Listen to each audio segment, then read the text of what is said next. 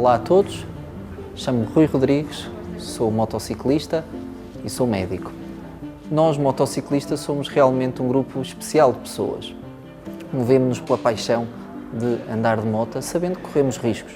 Os acidentes de moto são inevitáveis. Quem anda de moto sabe que provavelmente poderá ter uma queda com maior ou menor gravidade. O que é certo é que ao longo dos anos e das últimas décadas muito tem melhorado.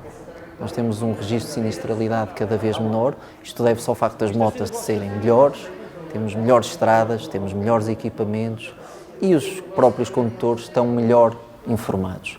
Essa informação deve-se também ao trabalho fundamental e fantástico que a Autoridade Nacional de Segurança Rodoviária tem feito ao longo destes anos. No entanto, os acidentes acontecem. Eu, como médico, confesso que sempre que vejo um acidentado, um colega vítima de acidente de moto, pergunto-me o que é que podia ter sido feito a mais? O que é que poderia ter melhorado o prognóstico daquele meu colega? É óbvio que há sempre coisas a melhorar e é disso que nós vamos falar. Este movimento foi criado pela empresa RS Motion, pelo Clube Médico de Mototurismo, em total apoio da Autoridade Nacional de Segurança Rodoviária. Nós hoje encontramos no Porto, na Motobox, um dos maiores concessionários do país, e vamos fazer uma breve apresentação que julgamos ser muito útil para quem anda de moto. A apresentação é dividida em 4 momentos. O primeiro momento será um momento breve, apresentado pela Susana Reis, também ela motociclista, que nos vai falar um bocadinho de números. Por isso peço-vos a vossa atenção e obrigado por estarem também desse lado a ouvir-nos. Olá a todos, eu vou falar um pouco da estatística, no entanto eu não vou ser nada exaustiva, vou só falar de alguns pontos que nos poderão ajudar a mudar alguns comportamentos quando andamos de moto. O número de acidentes com vítimas tem diminuído nos últimos anos, no entanto o número de motociclos envolvidos nesses acidentes ainda são muito elevados. 79% dos acidentes ocorrem em localidades e 62% ocorrem em arruamentos, sendo que, em relação às motas, 22% de mortalidade ocorre em cruzamentos e em entroncamentos. E se nós pensarmos bem, é realmente nestas situações de passeios dentro de localidades e em arruamentos que nós estamos menos protegidos. Em relação ao índice de gravidade, desde 2019 para 2020, apesar de haver uma diminuição no número de acidentes, o índice de gravidade tem vindo a aumentar, sobretudo a nível das autoestradas e das estradas nacionais. Só para dar um exemplo, em 2019 ocorreram 150 mortes e houve cerca de 630 feridos graves, portanto, muitas famílias destroçadas. E é isto que nós queremos chamar a atenção, vamos tentar mudar um bocadinho ainda mais estes números. Portanto, como já toda a gente sabe, andar de moto tem os seus riscos. O motociclista tem um risco de 4 vezes superior a um veículo ligeiro de vir a ter um acidente fatal.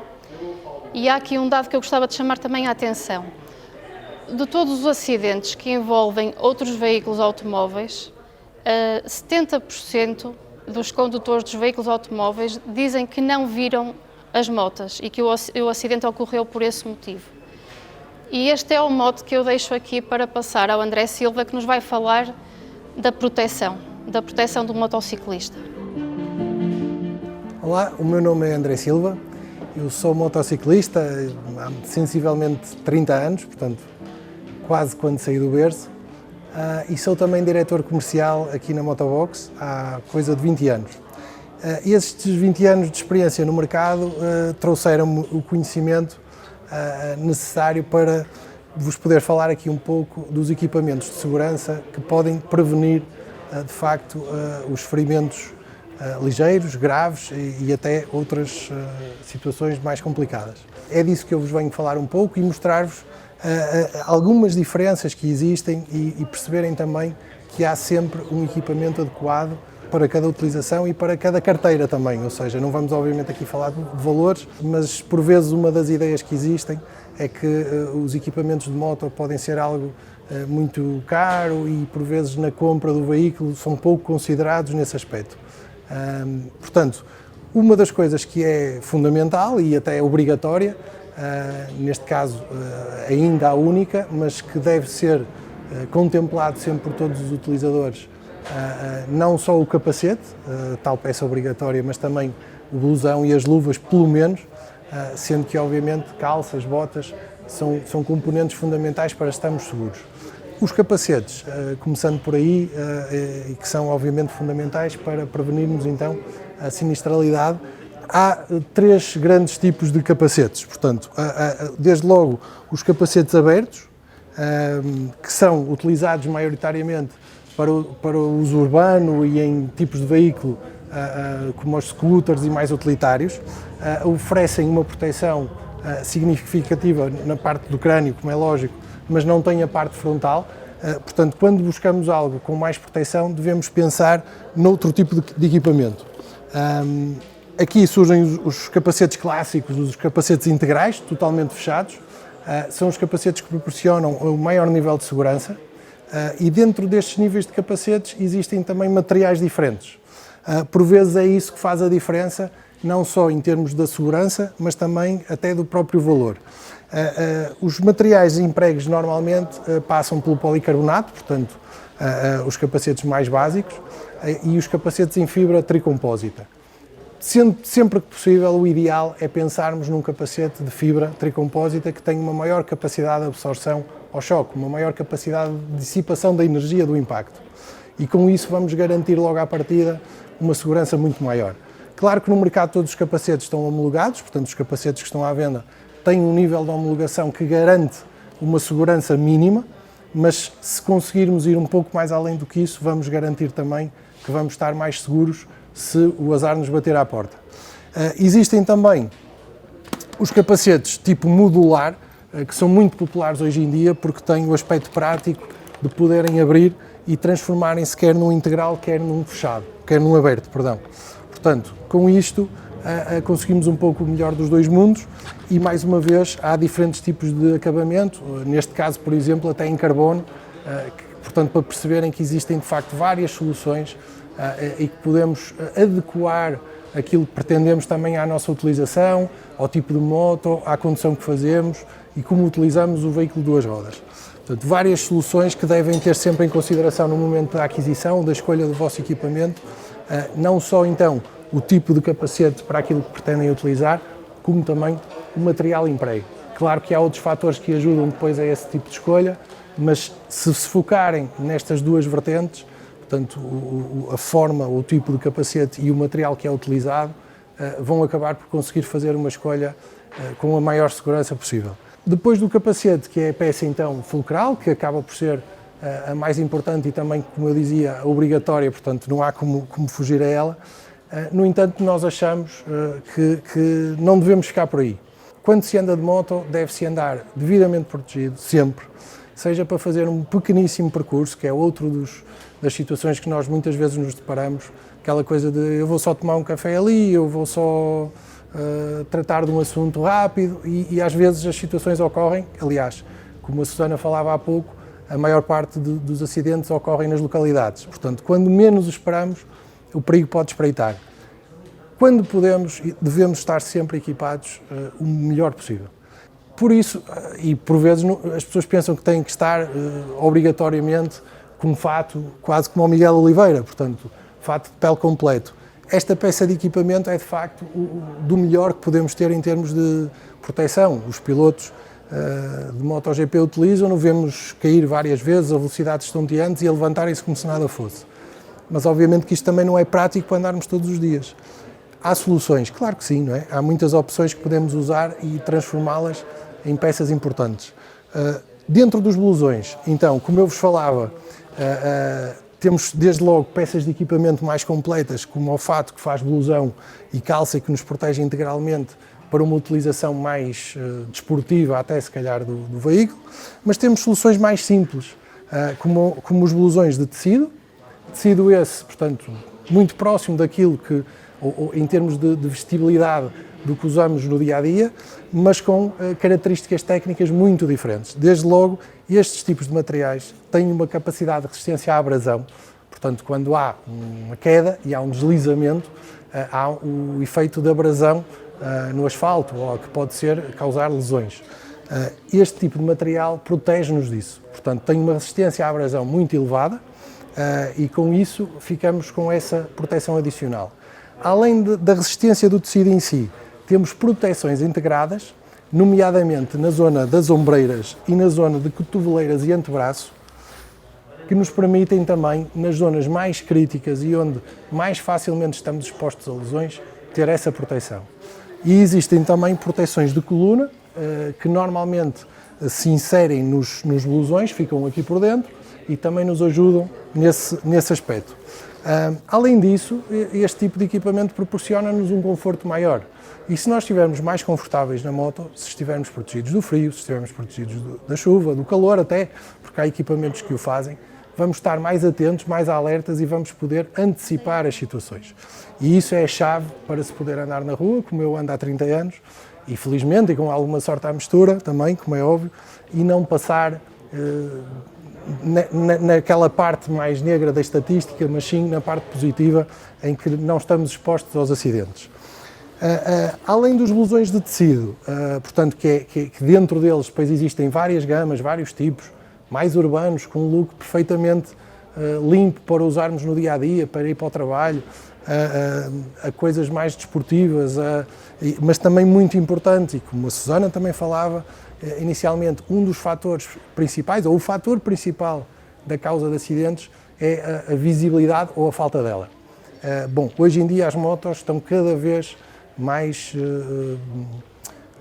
avançadas nesse sentido e protegem mais nesse sentido, que são cada vez mais visíveis, praticamente todas utilizam dispositivos de iluminação em LED, isso faz uma diferença muito grande. Eu posso vos dizer que isso é sensível na estrada, e eu que já ando há tantos anos, notei muito essa diferença no respeito e na visibilidade dos outros para com o motociclista. Mas há também pequenos truques que às vezes, quando estamos a fazer a nossa escolha de equipamento, pensamos muito na questão estética, às vezes queremos... O que eu noto é que compramos o equipamento como se fosse a nossa roupa do dia-a-dia. E temos que pensar que é para aquela utilização.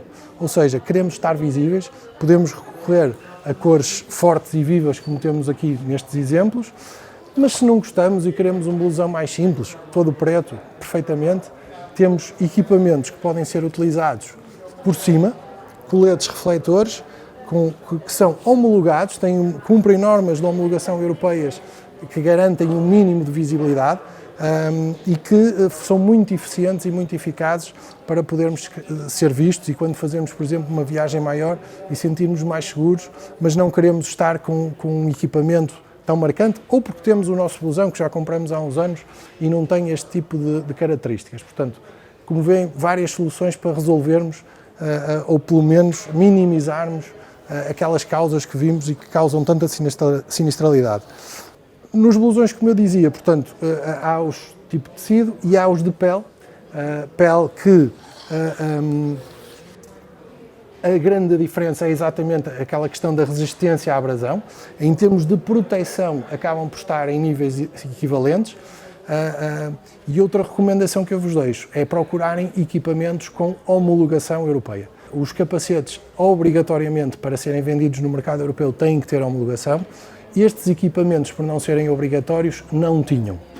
E eu digo não tinham porque de há uns anos a esta parte, isso tem sido vindo a trabalhar pela União Europeia, de maneira a criar padrões de segurança, não é? Que passam exatamente pela questão da visibilidade, pela questão das proteções, para sabermos que quando estamos a comprar um determinado equipamento homologado, aquilo não tem lá uma proteção que é só uma almofada. Ou pelo contrário, outro preconceito que existe, muitas vezes errado, é que se a proteção for muito dura, a proteção é ótima.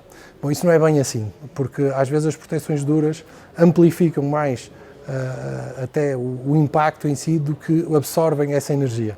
Portanto, estes equipamentos utilizam materiais que são estudados por equipas de técnicas de desenvolvimento durante anos.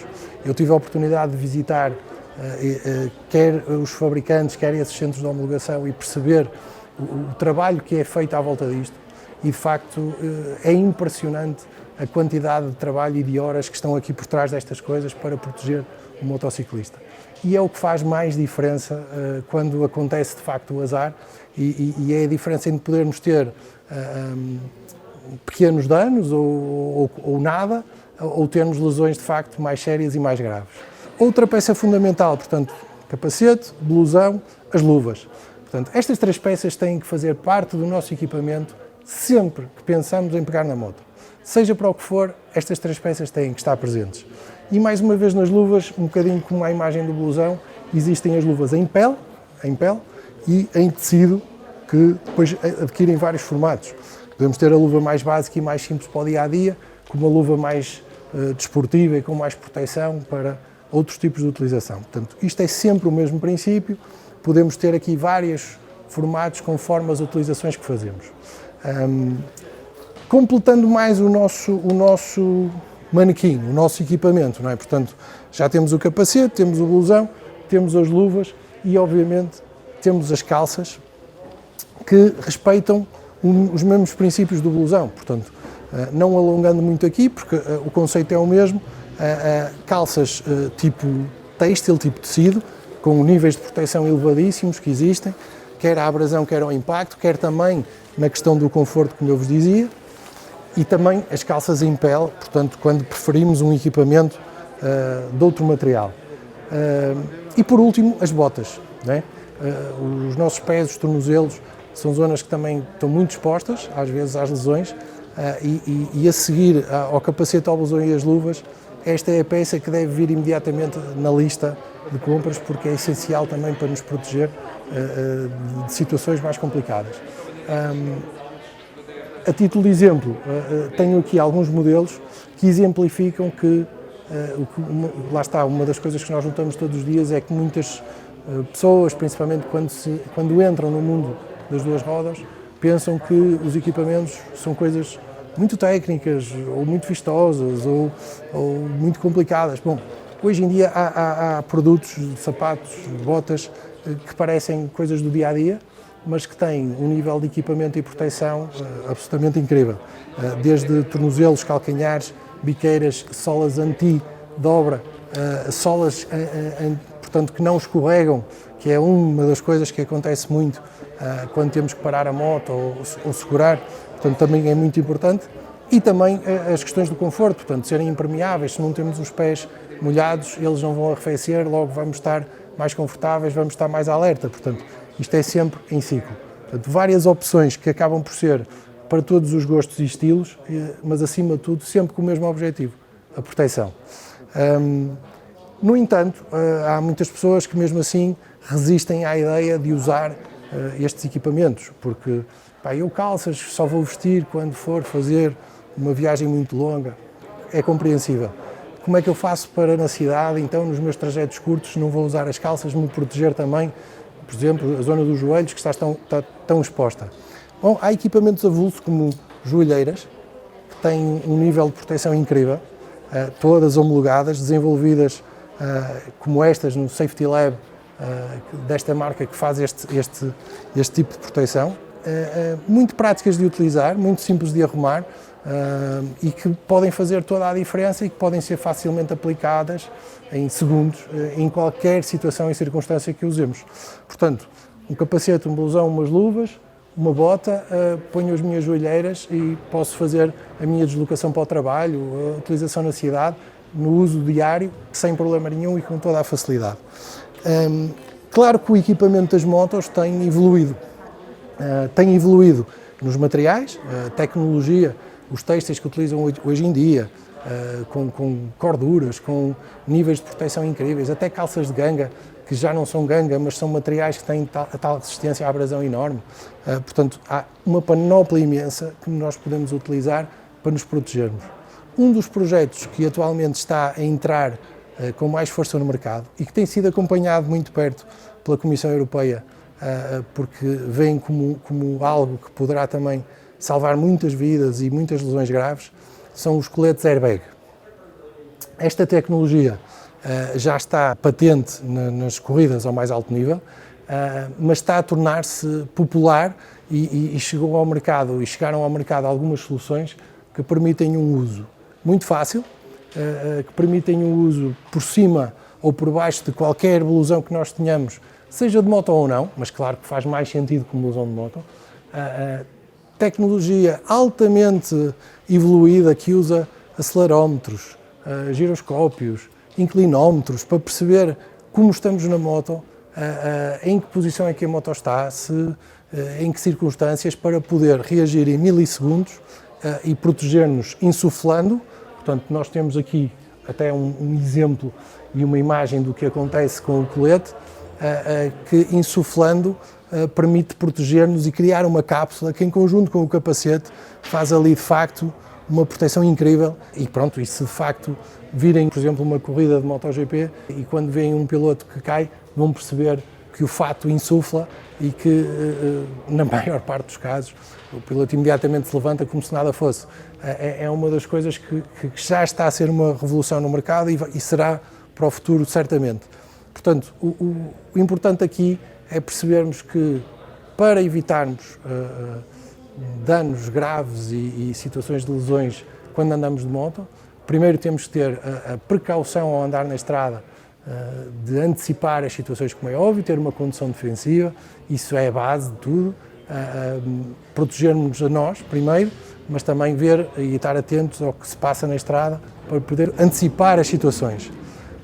Depois temos que ter um equipamento correto, porque quando de facto não conseguimos evitar o acidente, vai fazer toda a diferença. Na maior parte das situações, o equipamento é a diferença entre termos uma lesão ou não, ou termos uma lesão muito grave ou uma lesão menos grave. Portanto, com estes exemplos, acho que ficam com essa percepção que existem todas as soluções para andarmos devidamente protegidos.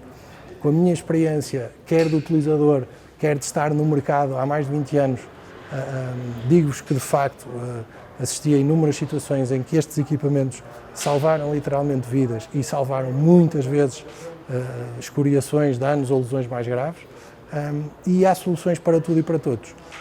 No entanto, quando a lesão é inevitável, é muito importante também termos noções de primeiros socorros e o que é que devemos fazer no caso de um acidente e quando podemos ajudar alguém. Bom, e com isso o Dr. André Luís vai falar agora a seguir e espero que tenham gostado e obrigado. Olá, o meu nome é André Santos Luís, sou médico, sou motociclista já há alguns anos, sou cirurgião maxilofacial e estomatologista, fiz emergência médica durante muitos anos. Neste momento sou médico responsável por algumas provas de campeonatos da Federação Internacional do Automóvel e sou médico de pista em provas de MotoGP e de Superbikes. E vim aqui hoje dar-vos algumas noções daquilo que são algumas atitudes que nós podemos tomar e que se tornam decisivas em caso de acidente. E, acima de tudo, tentar dar-vos noções práticas dessas mesmas atitudes. E a nossa atitude começa antes de sairmos de casa. Como o André falou anteriormente, há toda uma preparação que pode fazer a diferença. Do veículo, portanto, ter o veículo em boas condições, e não me vou alargar por aí, termos equipamentos de proteção, o capacete, as luvas, o blusão, as calças, enfim, aquilo que é a nossa proteção, estarmos bem hidratados, beber com frequência, obviamente bebidas sem álcool, estarmos alimentados, sem refeições muito pesadas, mas estarmos bem, isso permite-nos estar concentrados e também respeitar os nossos períodos de descanso. Quando nós fazemos grandes tiradas de moto, devemos ter os nossos períodos de descanso previamente programados, aproveitar para conviver com aqueles que são os nossos companheiros de viagem e tudo isto se torna também decisivo para aquela que é a nossa lucidez em alguns momentos que podem vir a seguir. Quando nós temos ou quando nos deparamos com alguém que tem um acidente, temos essencialmente três objetivos que queremos cumprir.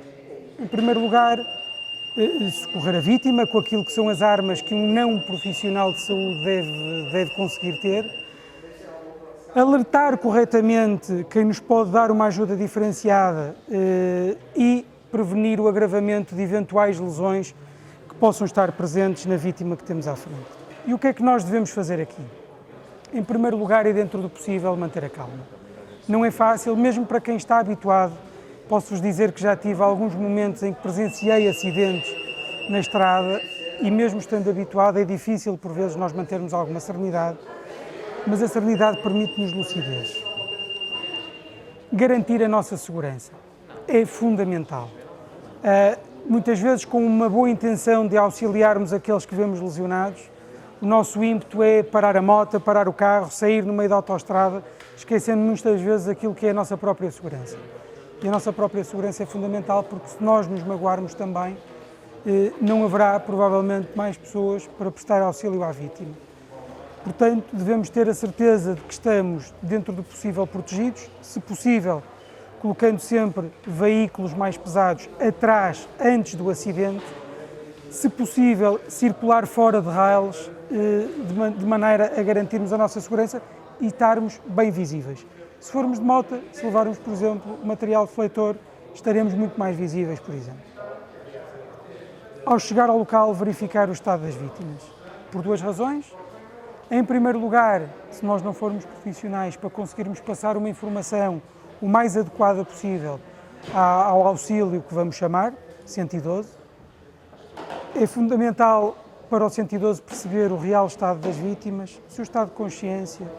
Fazem muitas perguntas essas que nós devemos estar preparados para responder e, acima de tudo, ter a paciência de responder às perguntas que muitas vezes podem parecer não ter sentido, mas que fazem toda a diferença para quem está do lado de lá numa linha telefónica a tentar perceber que situação é que nós temos à frente e a decidir que meios vai deslocar para o local do acidente.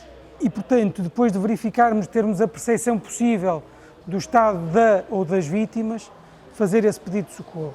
Dentro do possível também, controlar a situação, se houver mais pessoas, pedir auxílio para regularem o trânsito, para desviarem, para chamarem a atenção, para sinalizarem precocemente o acidente e umas outras quantas para nos ajudar a abordar as vítimas.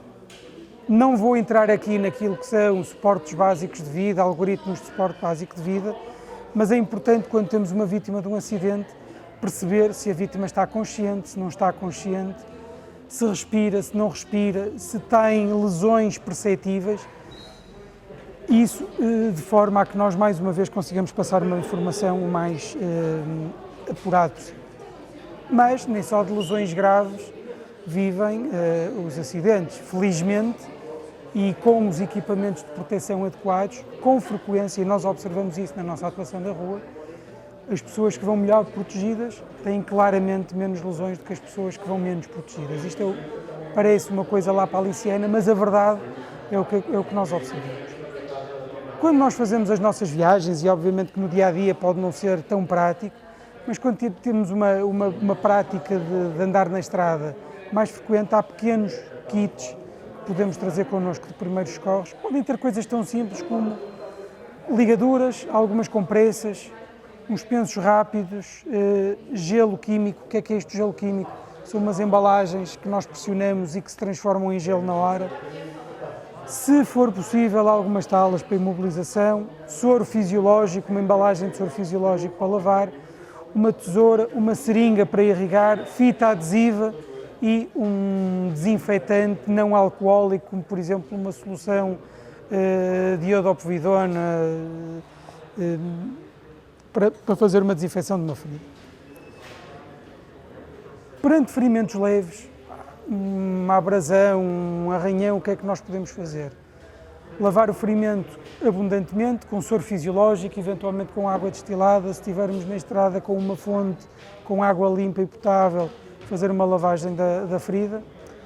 E vamos proteger aquela ferida com uma gasa ou com um pano limpo, se não houver mais nada.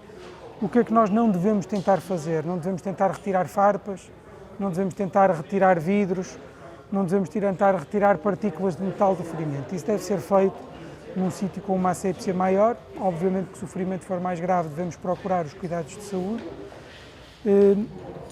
mas não devemos estar a tirar coisas. Por exemplo, se houver um objeto penetrante numa situação limite, ou podemos estar a provocar uma hemorragia adicional por um pedaço de metal que está espetado num braço, por exemplo. No caso de ferimentos mais graves, vamos evitar mexer muito, por exemplo, as grandes abrasões, alguém por exemplo, que tem uma queda, vai de calças de ganga como eu estou hoje, vai arrastar durante uns metros, as calças abrem, vai à pele. Vamos eventualmente tentar cobrir o ferimento com uma gaze, com um pano limpo, não vamos andar a esfregar, a lavar para não aumentar riscos de hemorragia, não vamos remover objetos. Temos algumas técnicas para tentar controlar a hemorragia se os ferimentos forem mais graves, obviamente chamar uma ajuda diferenciada via 112, responder mais uma vez com paciência às questões que são colocadas e assegurar que há um transporte adequado da vítima para um centro, para um hospital, para um centro de saúde próximo. No caso de hemorragias, vamos falar aqui de 2 ou 3 tipos de hemorragias que nós vemos com alguma frequência. As hemorragias nasais. As hemorragias nasais, uma pessoa caiu por alguma razão, ia com um capacete modular aberto, cai, bate com a cara, acerta com o nariz, tem uma hemorragia, o que é que nós fazemos?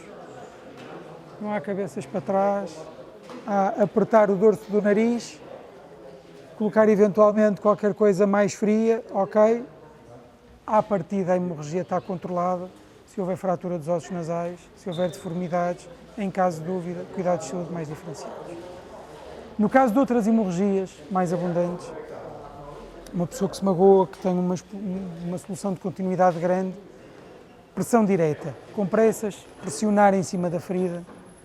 No caso dos membros inferiores ou dos membros superiores, podemos fazer uma elevação do membro, encontrar alguns pontos de pressão arterial que estão um bocadinho fora do âmbito, mas, por exemplo, uma hemorragia tenham noção, por exemplo, se nós temos uma hemorragia do braço para baixo, uma compressão na face interna, pode estancar a hemorragia e, em casos limite, vamos aplicar torniquetes.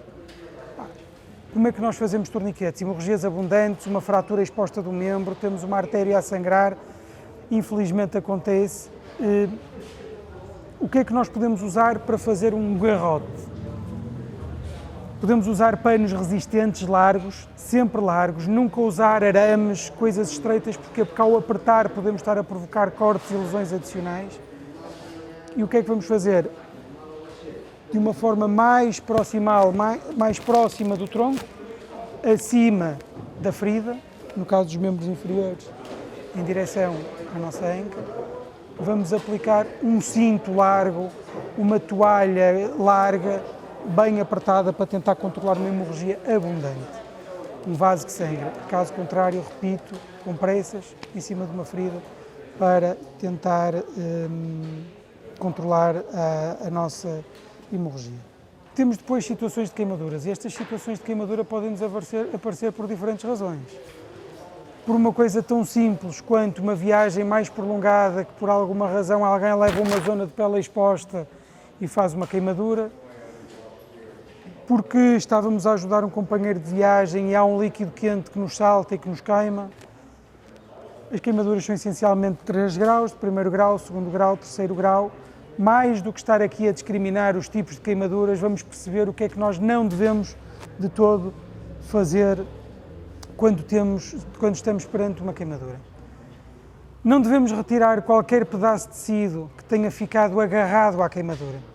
É para ser feito por profissionais, porque entendam que mesmo numa queimadura, quando existem bolhas, por exemplo, nas queimaduras de 2º grau, a bolha não deve ser rebentada, já agora. Há muita tendência de ver uma bolha de uma queimadura e ir lá arrebentar a bolha, não se rebenta. A pele que está por cima da bolha funciona como um protetor natural, portanto, não removam, e se nós temos um pedaço de tecido agarrado ou uma queimadura, se estamos a removê-lo de forma inadequada, poderemos estar a tirar uma das camadas mais superficiais da pele e, portanto, a criar uma porta de entrada numa ferida, com uma manobra feita de forma correta, não estaria a acontecer. Não aplicar sobre a queimadura gelo. Água fresca, sim, gelo não. O gelo queima, aplicado por tempo prolongado, pode agravar a queimadura que ali temos. E, acima de tudo, e com uma expressão mais coloquial, não inventar produtos para colocar na queimadura. Manteiga não serve para as queimaduras, óleo de fritar não serve para as queimaduras. Já vi muita coisa posta em queimaduras que só agrava, que não protege, que não tem sentido.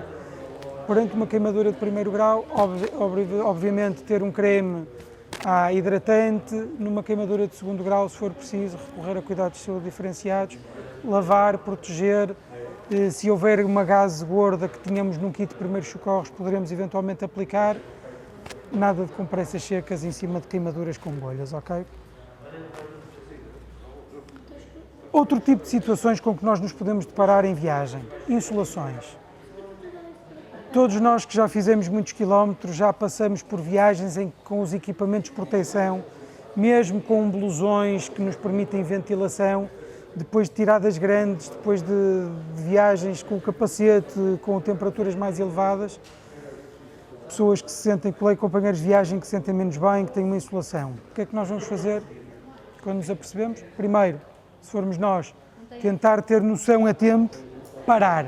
Não é vergonha. Nas motas, quando viajamos em conjunto, parar. Parar, não estou bem, preciso de ajuda. Não é vergonha para ninguém. Identificamos a vítima, vamos tentar retirá-la para um local mais fresco, tranquilizá-la, dar-lhe líquidos a beber, frios se estiver inconsciente. Uma vítima inconsciente não deve ser forçada a beber sob pena de ter uma obstrução da via aérea, mas se a vítima estar consciente, dar-lhe pequenas quantidades de líquidos, se possível frescos, acompanhá-la, tranquilizá-la, arrefecer o corpo, retirar os equipamentos de proteção e, caso a pessoa não tenha uma melhora, obviamente levá-la a um centro de ajuda mais diferenciado. Entorces e luxações, muitíssimo frequentes. Não é preciso andar a fazer todo o terreno para corrermos o risco de ter uma entorse. Um pé, um mau apoio numa moto, uma dobra no tornozelo, às vezes é o suficiente, uma moto um bocadinho mais pesada e fazemos uma entorse, uma luxação. O que é que nós vamos fazer? Evitar movimentar aquela articulação que está lesionada, aplicar gelo no local, se não for possível deixar correr uma água fresca e, se efetivamente não houver nenhuma melhoria, procurar ajuda mais diferenciada. Uma situação, e obviamente parar de pôr carga no imediato em cima daquela articulação. No caso das fraturas, temos essencialmente dois tipos de fraturas, as fraturas expostas, que é quando o osso fraturado sai à pele, e as fraturas fechadas. No caso das fraturas, o que é que nós vamos fazer quando há uma deformidade clara de um membro, por exemplo? Vamos expor a zona da lesão, desapertar o equipamento, se necessário cortar a roupa. E já agora deixem-me dar-vos aqui um alerta. Muitas vezes as equipas de socorro, quando chegam à beira dos motociclistas, cortam o equipamento de proteção.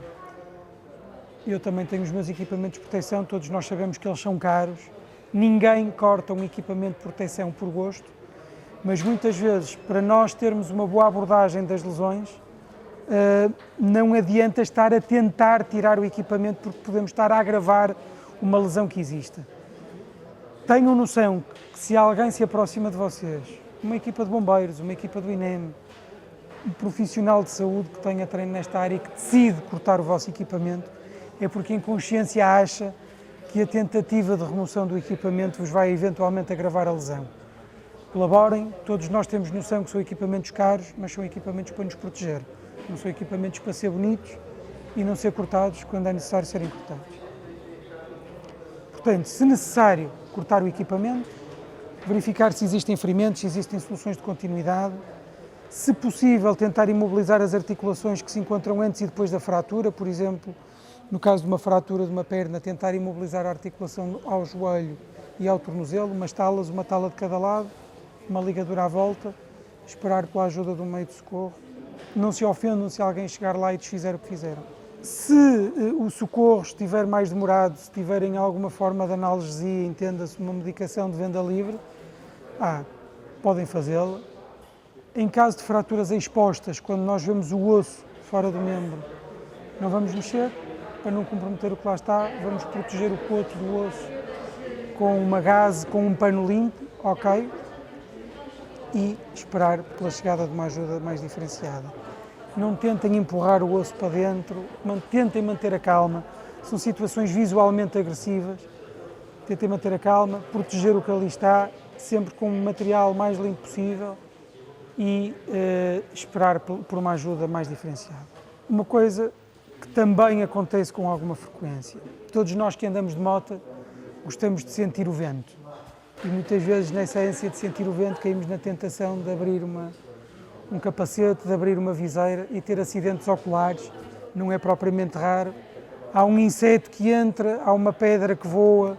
Portanto, o ideal é ter sempre as viseiras encerradas, mas no caso de haver uma entrada de um objeto estranho para o olho, primeira coisa, com calma, parar a moto, ok? Nada de pânico, tentar parar a moto. A seguir, vamos tratar do nosso problema. Nunca esfregar, jamais.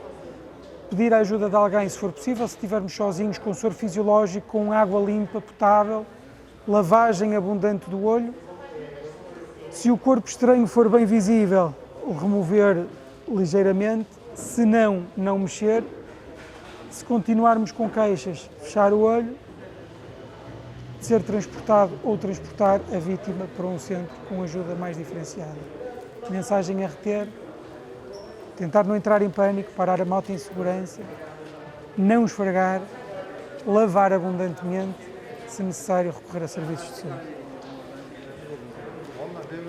O que eu vos ia propor agora era, nós vamos ter um exercício de seguida, em que acima de tudo vamos tentar mostrar-vos de uma forma simples, para alguém que não é um profissional de atuação e de saúde, como é que nós podemos abordar uma vítima de um acidente de moto que encontramos caído. Mas antes disso, deixem-me só dar-vos nota de uma coisa. Muitas vezes as equipas de socorro, quando chegam, abordam-nos, imobilizam-nos, põem-nos em cima de alguma confusão, nós sentimos-nos presos no pescoço, no tronco, nos membros. Para quem não está habituado, é uma situação aflitiva, sentimos-nos presos, entendam, tentem colaborar com as equipas de socorro. Quem vos imobiliza, imobiliza-vos na perspectiva de tentar evitar o agravamento de lesões que possam ter, de forma a que num transporte para um hospital o transporte seja estável e que as lesões não se agravem nesse transporte. Não é raro, com a adrenalina do acidente, nós termos as vítimas a tentarem remover as imobilizações e o alerta que vos deixo é: colaborem com as equipas de socorro, ouçam o que as pessoas vos estão a dizer, vamos tentar explicar o mais possível e retenham esta mensagem. Eu passava agora a uma situação mais prática, um roleplay para vocês perceberem uma abordagem simples a um acidentado de moto. Ok, nós estamos a dar o nosso passeio na estrada, vamos com um grupo de amigos, alguém tem um acidente, temos uma pessoa deitada no chão. Primeira coisa, tentar manter a calma, parar o nosso veículo em segurança, nós próprios estarmos em segurança, visíveis. Vamos dirigir-nos em direção à vítima que temos deitada e aquilo que não devemos de todo fazer é começar a chamar à distância por ela, porque vamos imaginar que há uma fratura cervical, a tendência, a primeira coisa de alguém que está deitado e que ouve a chamar, se conseguir, é virar a cabeça para olhar para onde a estão a chamar. Portanto, o que é que nós devemos fazer? Condições de segurança, tentar manter a calma, abordar a vítima, tentar segurar o capacete e os ombros e aqui sim, estás-me a ouvir? Estás-me a ouvir? Ok, respondo. Vamos perceber qual é o estado, como é que se sente. Reparem que eu estou sempre a segurar no capacete, tentar segurar a vítima, evitar que ela se mexa. É muito importante que nós falemos com a vítima, que lhe expliquemos o que se está a passar, que a vamos tranquilizando, com um tom de voz sereno, calmo, dentro do possível. Perceber o estado da vítima, se chegar mais alguém, pedir para chamarem uma ajuda mais diferenciada e mantermos a nossa atitude calma e serena, ok? Não conseguimos perceber se a vítima está consciente. Muitas vezes numa situação de acidente, muito barulho na estrada, muitas pessoas à volta, muita confusão, não conseguimos perceber se a vítima está consciente, se não está, se respira, se não respira. O que é que temos para fazer? Segurar o capacete com calma, com serenidade, um movimento tranquilo, abrir a viseira, tentar perceber. Estás-me a ouvir? Respira. Ok. Se ela respira, se está consciente, vamos tentar mantê-la nesta posição, com serenidade, não a mobilizar, até podemos eventualmente tentar arranjar uma roupa, qualquer coisa que a torne mais confortável, sem mobilizar a região cervical, sem mobilizar o tronco, perceber se há feridas, se não há, usar alguém que esteja à nossa volta para fazer a comunicação. Não adianta ter 20 pessoas ao mesmo tempo a ligar 112. Uma chamada com uma boa comunicação é bem mais útil do que 20 que não dizem absolutamente nada. Ok, a vítima, por alguma razão, está inconsciente, nós vamos ter que tentar perceber a via aérea, estão-nos a fazer perguntas do CODU. A questão da remoção do capacete. A questão da remoção do capacete, idealmente deve ser feita por equipas treinadas, não deve ser feita, a não ser em situações mais extremas, por pessoas que não estão habituadas a remover capacetes, porque não por aquele mito que existe de que pode sair massa encefálica, isto ou aquilo. Tem a ver com lesões cervicais e agravamento de lesões cervicais. Mas vamos imaginar que por alguma razão nós temos mesmo que remover este capacete para fazer manobras de permeabilização da via aérea, para auxiliar a vítima na respiração. Idealmente 2 pessoas, o que é que nós temos?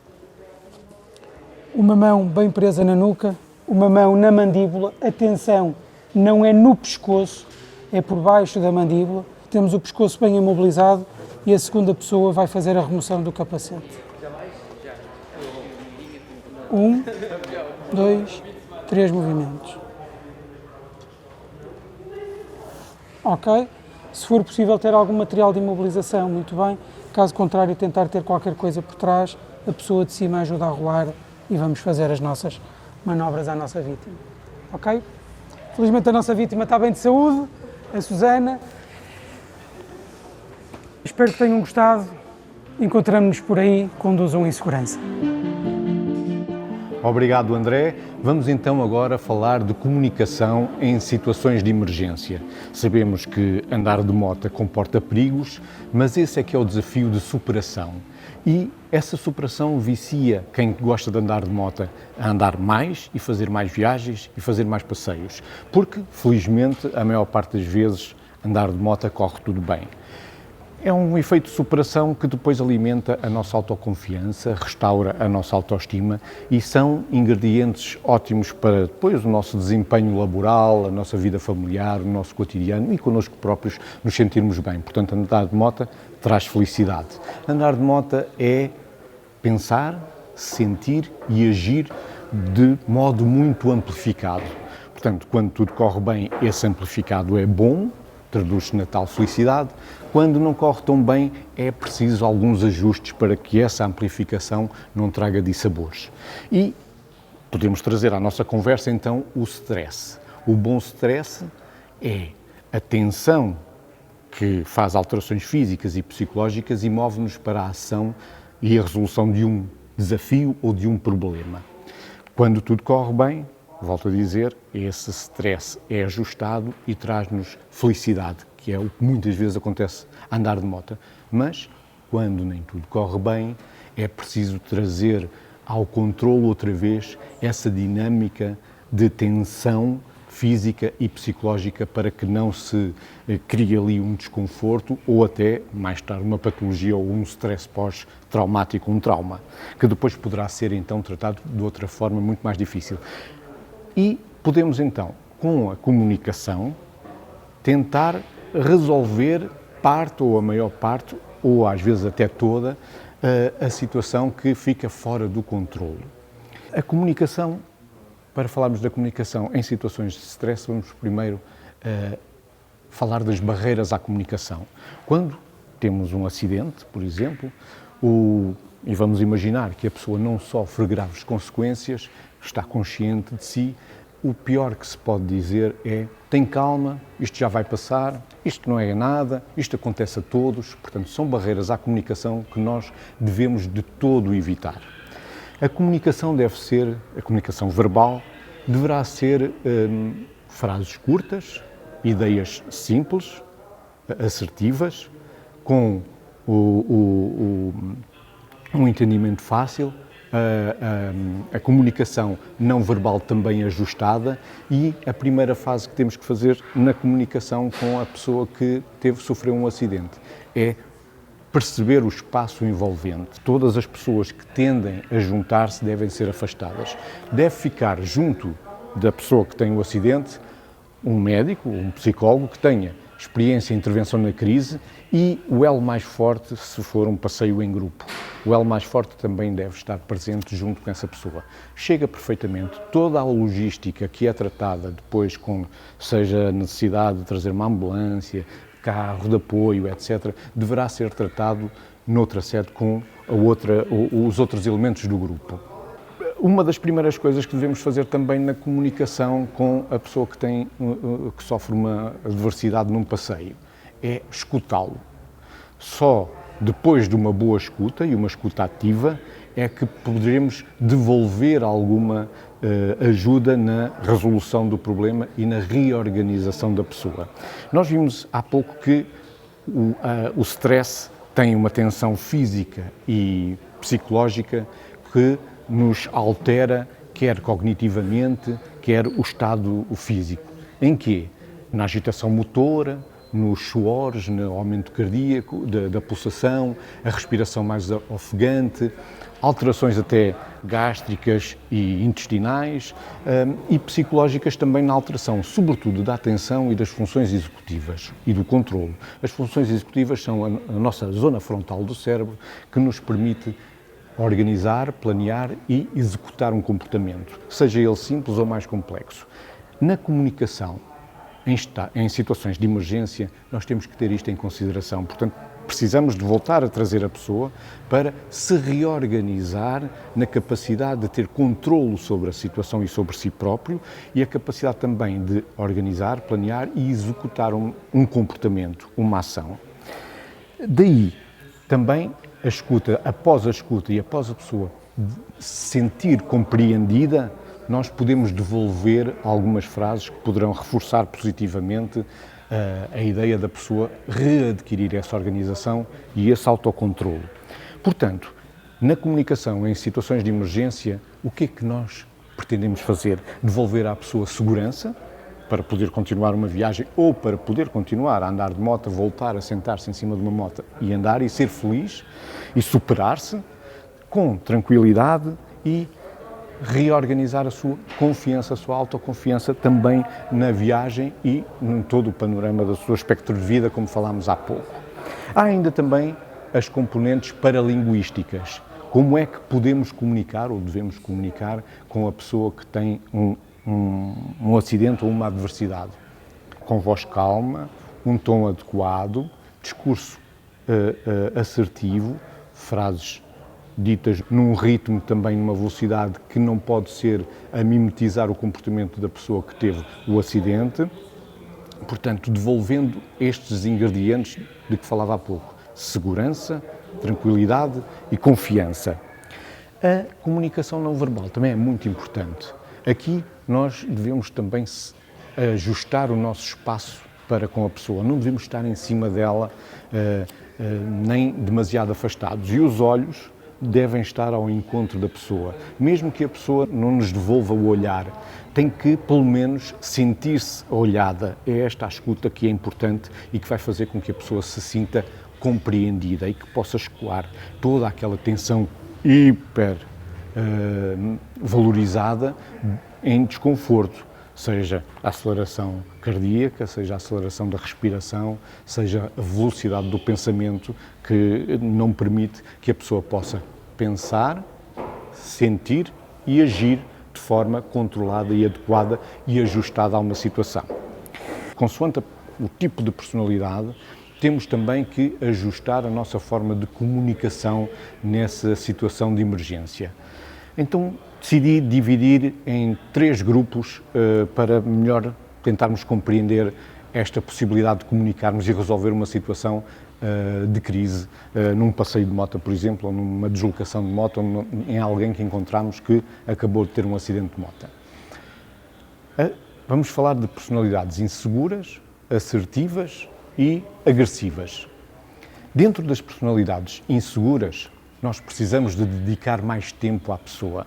São personalidades em que a parte negativa conta muito mais, as frases, o não impera no discurso, portanto, temos que inverter esse discurso, essa linguagem, porque nós somos feitos de crenças, de ideias mentais e podemos recondicionar essas ideias erróneas, que podem estar aí hipervalorizadas na negativa, com a pessoa insegura. Portanto, a partir daqui, tudo vai correr mal, eu nunca mais vou conseguir sentar-me numa moto, nunca mais vou conseguir andar de moto, eu sou um infeliz, baixo a autoestima, baixo a autoconfiança, e isso pode trazer graves consequências e, numa fase ainda mais à frente, e se for mais crónico, mais grave, até fazer a pessoa adoecer.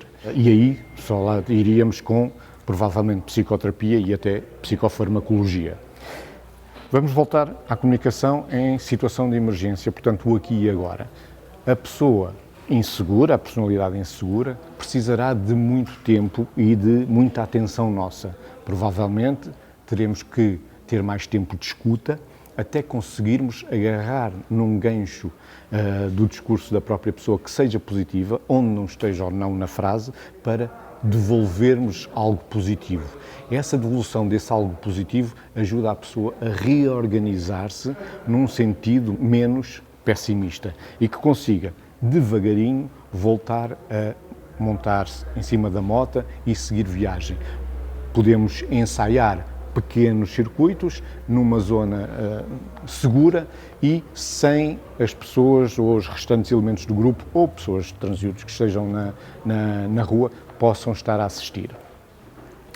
Depois temos o lado oposto, vou passar já do assertivo, vou passar para o agressivo. São pessoas que têm muita energia, que no início fazem e acontecem tudo e normalmente são estas personalidades que às vezes têm os pequenos acidentes, chamados pequenos acidentes. Aquela traquinice, aquela brincadeira que andou a fazer na moto e saiu-se mal. Saiu-se mal, o que é que pode acontecer nestas personalidades mais agressivas? Até uma explosão. A explosão pode se traduzir em quê em termos de comportamento?